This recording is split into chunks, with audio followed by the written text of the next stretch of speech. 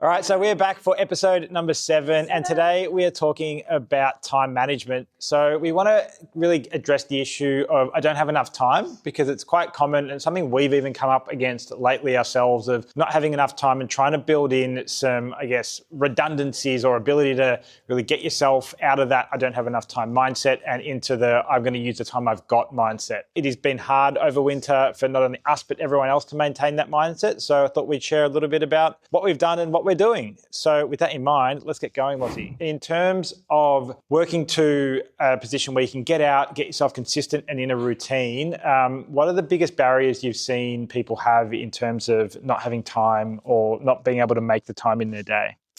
I think the issue that I've seen in the past couple of months is a lot of members or a lot of our clients say they don't have time to work out, or they can't get here, or they can't get up in the morning. And I think initially the first question you have to ask is, do you not have time, or are you not making time?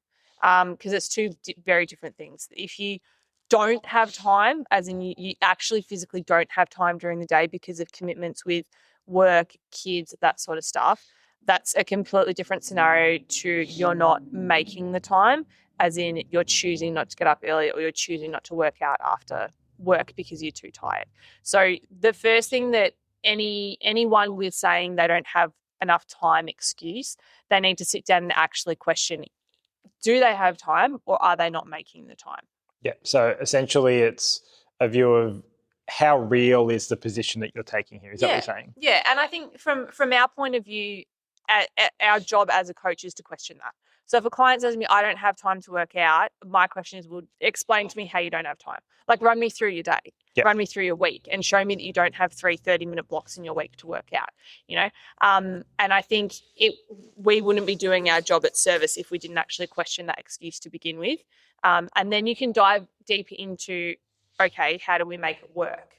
Yeah, and I think that's the important piece, right? I mean, having, been coached for years and years and years myself, the view was questioning an excuse by my coach was not him having a go at me, right? It was trying to understand exactly what the situation is and then trying to help me navigate a way through. And I think that's the same approach that we're taking here, right? Trying to understand what is going on with people and then being able to say, well, how can we actually help them work through it and navigate through, right? Yeah, and it's holding them accountable. So in terms of doing that then, what's, step one to be like, cool, I don't feel like I've got any time. What are the steps I can take in terms of step one to help me put measures in place to have that time? Well, we look at the time management of the individual. So what does their daily breakdown look like? What does their weekly breakdown look like?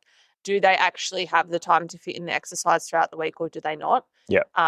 Generally speaking, I would say 99% of the population do have time to exercise. They do have time to fit in 20 to 30 minutes of exercise 3 times a week. It's actually not a lot of time out of their week. And it's working out how you can make it fit within your lifestyle. So I guess practically then, the first thing is being able to get everything ready and be set up. So all you have to do is get out the door, whether or not you're training in the morning. For me, that is set up the night before. If you're training after work, it's set up when you get up in the morning, right? So step one is planning, right? Yeah. Planning the week, planning when you're going to work out, and then planning the individual sessions as well. More broadly for us here at Studio is that every summer we have booked out sessions. So that's where I guess the people who are planning early and they plan their week up front means that they're able to kind of get in and make sure they've got their plan set and they know they're not going to miss out. So for the second point, I often feel like people say they don't have the time because it's almost an overwhelmed perspective of I've got to do 6, 7, 8 sessions a week to get any benefit from 6 sessions. They've got to work out every day to get themselves. I didn't know 8 was so unrealistic, but anyway, that they have to do a workout every day to get themselves in shape, and anything under that is not really hitting their goal. And part of us looking into the view of I don't have time is looking at the time people have available, but also helping them understand that you can probably get away with 3 to 4 sessions a week, right? If you were really pressed for time, you could maybe 3. 3, Yep. yeah. So I think the issue is people, when they say they don't have time to exercise, it's because they look at their week and they're like, I can't fit exercise in every day. Rather than looking at their week and saying, okay, I can dedicate, as I said, 3 30-minute sessions this week, which is enough. Like 3 30-minute sessions, strength training, HIIT training, that's enough to reap the benefits of training. And I think people see they can't client exercise every day for an hour or more, which is what, tends to be what's popular at the moment because it's a cool thing to do if you can exercise more. And they get overwhelmed and all of a sudden they feel like they don't have the time to do that. So they don't have the time in general. Most people have weekends. You can easily fit a workout in on a Saturday or a Sunday or both for 30 minutes. So I guess from the perspective of what we've covered so far, it's planning as the first piece and then really focusing on getting started with 3 a week, right? They're kind of the two key tips of plan steps. early and get 3 a week in. Yeah. And the point you touched on at the end there was people think they need an hour. So third point for me is only allocating 35 to 40 minutes. Or allocating as much time as you have.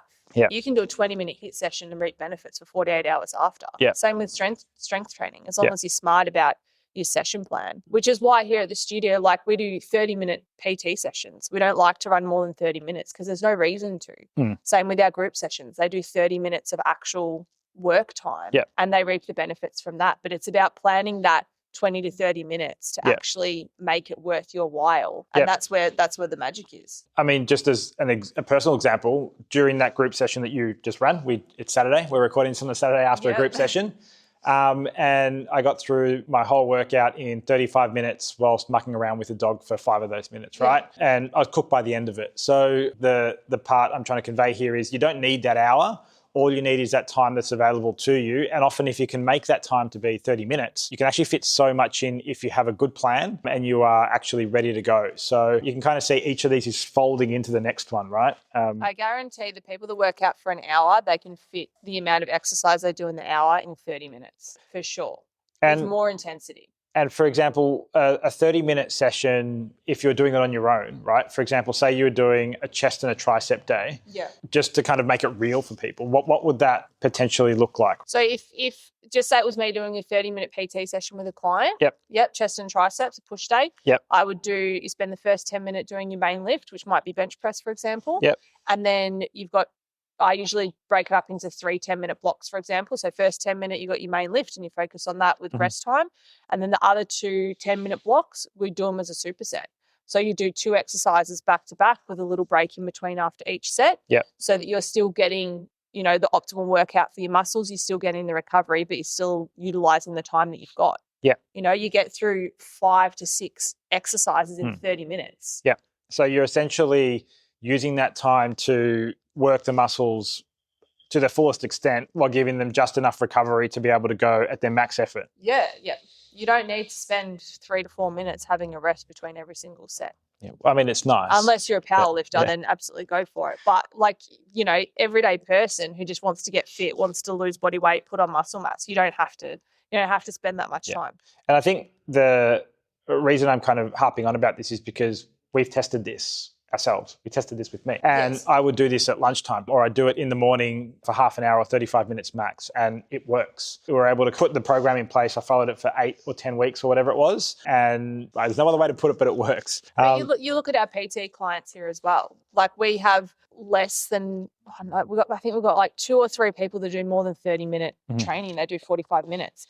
Otherwise, everyone else is on 30-minute PT sessions because in our opinion, it's better that they do 2 30-minute sessions bookending the week, like on a Monday and a Friday or a Monday on a Thursday, instead of doing 1 hour at the start of the week and then nothing for the rest of the week. It's utilising the time. So it also gives them the ability to squeeze another workout in on their own if they've got the time to do that or get something else in. So we've got planning ticked off. We've got getting to no more than 3 sessions a week if you're really pressed for time to kind of get yourself started. And we've got kind of making sure that you're only using the available time that you've got, whether that's 30 minutes or 20 minutes, right? Just being able to actually be effective with it and get a good plan in place for that. From your perspective, Lozzie, what are the other main barriers people see when they're trying to get themselves out of that mindset of I'm far too busy for this, I just haven't got the time? I think family commitments come into it a lot, especially the mums, the commitment to the kids. Obviously, kids are going to be a priority regardless. But as I say to the mums here, like they need to find the time to make themselves a priority as well.